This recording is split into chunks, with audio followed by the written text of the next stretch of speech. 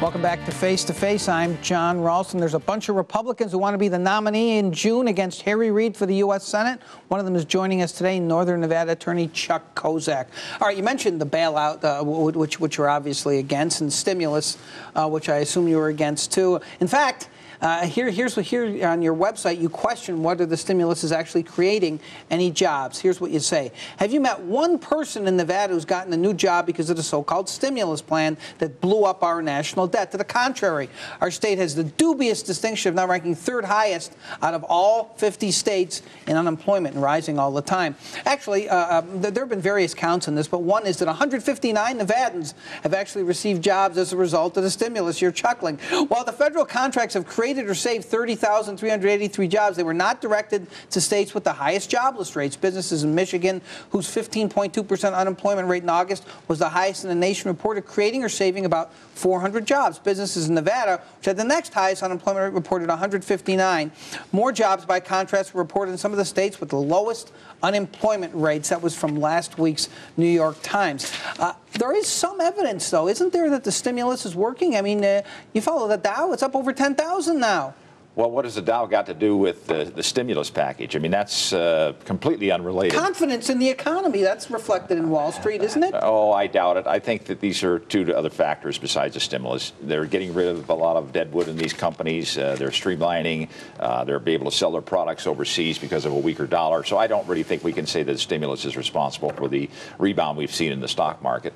And we don't really know how long that's going to last. Why are you so sure it's not working? Because stimulus, Keynesian deadhead economics has never worked in any country, in any place, at any time that I'm aware of. We need to get back to the Reagan conservative principles, and that means we have to do four things.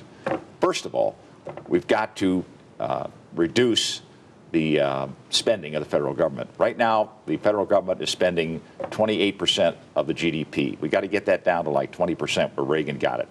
Second, taxes. Time has come for the 15% flat tax across the board.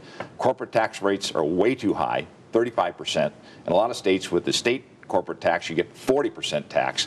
This makes us very non-competitive in the international community.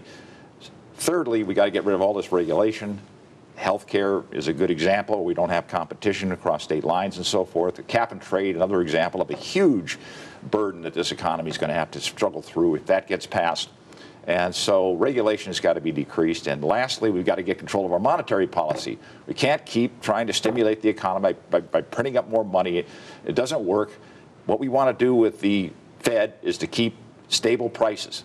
Just keep that money coming enough that the economy can function and we have stable prices. That's the Reagan-esque point of view. That's what resulted in 25 years of prosperity. When we got to the first Bush and then we got to the second Bush, and they just got completely sidetracked from those economic principles. If we stick to those principles, we'll recover. There was someone in between the first Bush and the second Bush, wasn't there? What was that guy's name again? Do you remember? Clinton? Yeah, yes. Clinton. And you know, the economy was pretty good during Bill Clinton's time, too, wasn't it? How come that was? Because defense spending, we got a break. The Cold War ended, and we didn't have to use everything goes back to money. Ronald Reagan. He's responsible for everything good that happened in America. Is that what you're saying? Bill Clinton's economic policies had nothing to do with it? Well, I think Clinton was fortunate in that he did fall. His fortune was great because the Cold War did end. One thing that Clinton did that was very poor was his appointment of people like the HUD secretary. All right, we're not going to revisit all that stuff. That's not relevant. I was just trying to make the point. Well, it's relevant because of their very lax lending policies that allowed Acorn and these people to get these subprime loans.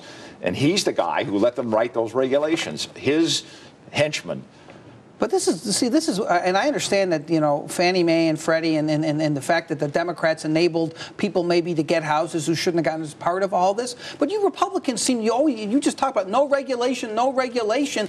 If we had had better regulation, maybe we wouldn't have the excesses that resulted in some of the problem. Don't you see that too? No, I don't, because what the Republicans... I didn't know you were going to say that. No, because what the Republicans try to do was move in and regulate that irresponsible lending, and the Democrats shut them down. Barney Frank says, no, we have confidence in let's regulate the groups that want to give to the poor, but the ones that are going to give to all the rich folks, you say, let them do whatever the heck they want. Well, now, that's the Republican mantra, isn't it? No, what we're saying is we got to, in order to create wealth, you need to have investment. You need to have money that goes into entrepreneurship and so forth. That's what creates jobs and creates wealth. All right. Well, when we come back, I do want to talk more about your economic plan, and we're going to talk about whether there's integrity in Chuck Kozak's economic plan. Back in a moment.